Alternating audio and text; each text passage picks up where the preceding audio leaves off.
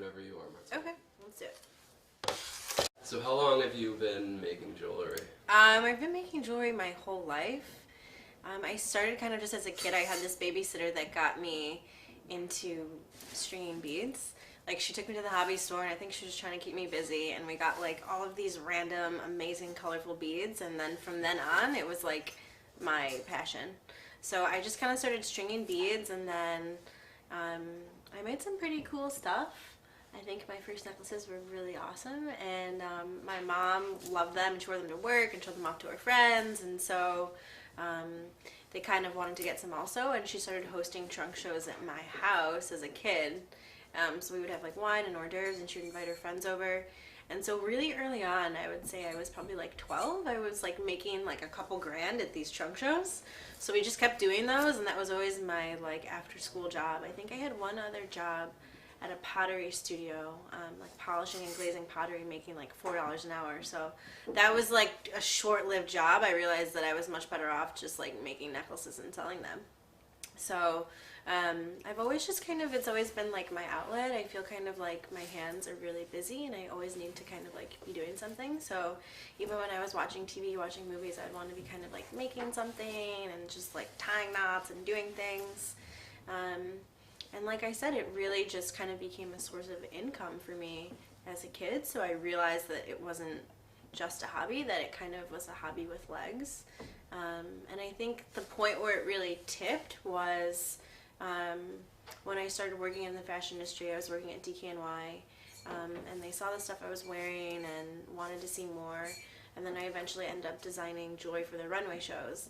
And it was at that point where I was like, okay, I need to take a class, because I was literally bringing them samples that were like screwed together. Like, you would flip it over and there would be like screws like connecting everything, and like glue, and like it looked cool, but I definitely reached a point where I felt I kind of needed to turn a corner with it and really kind of make the construction kind of as sophisticated as the design and the ideas behind it. When did you form Martine Ali Jewelry? Like I said, I've had the company from like, you know, from when I was a kid, but officially I would say 2012, because that's really when I left my corporate job and decided that I wanted to focus on my jewelry business full time.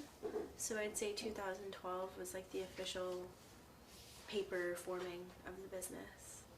How does it feel to be doing something that you love for work?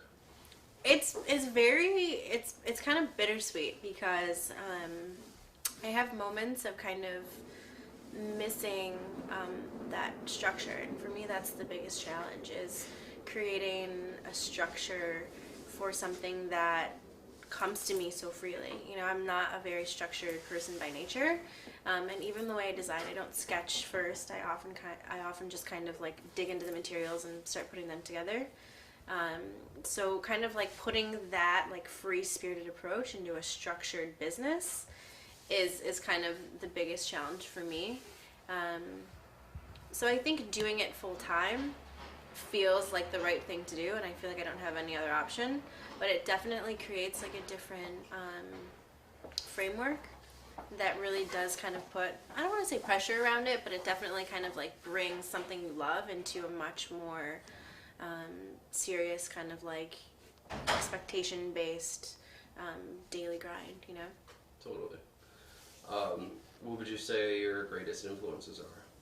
I'd definitely say my greatest influences are just various forms of visual art. I'm actually trained in studio art, so you know, just the way that like different colors interact in a painting, just the way like different textures kind of sit next to each other in a sculpture, even kind of like the sequence and timing of films really kind of influence like my own perception of like pattern and repetition. So for me, really kind of like drawing from those influences and applying them to a different medium, I think really kind of give my pieces a unique approach. And because I wasn't trained in jewelry design, I think that my aesthetic feels built and sculpted and formed in ways that some jewelry might not. I mean, it doesn't come from a 2D sketch. It comes from kind of a three-dimensional just assembling of different pieces and components. So I definitely think that kind of really just looking at different art forms is the most stimulating for me. What was I going to say next? What do you like as far as materials? What do you like working with the most? Right now I'm working mostly with metals, but I do love working with stones and a lot of just like naturally formed elements, just because I find that like the subtle imperfections you might find in like a semi-precious stone are so much more interesting than kind of like a strip of solid formed brass. I just think that there are a lot more different notes within natural elements. And that's kind of something that I find just really kind of amazing. But there's so many things you can do with metal, and I think that that's why right now I'm so focused on metal. There's so many different things that like metal can lend itself to. The possibilities, I think, are a little bit more endless. Makes sense. What are you currently working on? Anything cool? Yeah, right now I'm kind of going into more of like wearable accessories that aren't necessarily jewelry. So right now I'm designing a lot of really cool clutches and like card cases. My aesthetic can kind of be a bit big and heavy, and I think that a lot of people are kind of afraid to wear that. So my challenge is to kind of translate that into things that people can have and carry, so that it doesn't necessarily have to be on the body. And I think that that's something interesting about jewelry that's really particular. I mean, I guess fashion and clothing is the same, but the relationship of what you're making and how it like functions and feels against someone's skin is kind of like this other aspect that you really have to be conscious of. And you know, there's a lot of things that happen with edges and surfaces and forms that you can create with metal that aren't necessarily comfortable or that don't really work for jewelry. So my challenge is always like, how do I kind of maintain that look and give it a function and a wearability that's comfortable and that someone can really kind of fall in love with and want to have with them. What's next on the horizon for you? What's next on the horizon? I'm really kind of trying to make my business work for me. So what I'd really like to do is kind of continue to design pieces that are kind of different than what you traditionally see as jewelry. So I'm kind of doing some head pieces, and I'm kind of trying to do some more like body pieces and just things that are still within the jewelry realm, but that are unique and specific to kind of someone who's a collector, someone who kind of wants just that like really amazing piece that they might have a special connection with because they wore it somewhere or because it brings back a specific memory. But I'm really kind of focusing on like that special piece, and I think that the collector mentality is really what I'm trying to tap into, because that's kind of how I work. I don't plan too much in terms of like my materials. I really just go out and buy what I'm attracted to. And I think that there is something in that collecting mentality that a lot of people that want to buy my jewelry have. You know, it's something that they just want to like look at. You know, they might not even wear it all the time. They just kind of want to have it.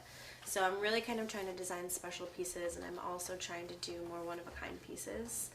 And I really kind of want to tap into, it's not necessarily your everyday piece, and I really kind of want to tap into that because that's kind of how I am, and I think that there definitely is a big market for things that are just kind of one of a kind. And like, you know, like I have some necklaces, like this one piece in particular that I'll show you. The ring is made from melted down coin silver. It dates back to the early 20th century, and like just the story behind it, I think, gives the piece so much more life. And so that's really kind of what I enjoy doing most, and that's really what I'd like to kind of focus on and be known for. Cool. Where do you see the art form going in the next few years? It's like a pendulum kind of thing. I think it goes from like very dainty and very small to like very statement pieces. But I definitely do see an evolution of, like I had mentioned before, headpieces and body jewelry. I see kind of like jewelry moving around the body. I don't see it as just kind of your traditional like necklace, bracelet, earring. I see it kind of like becoming all sorts of different types of pieces and ornaments that can kind of be worn throughout, you know?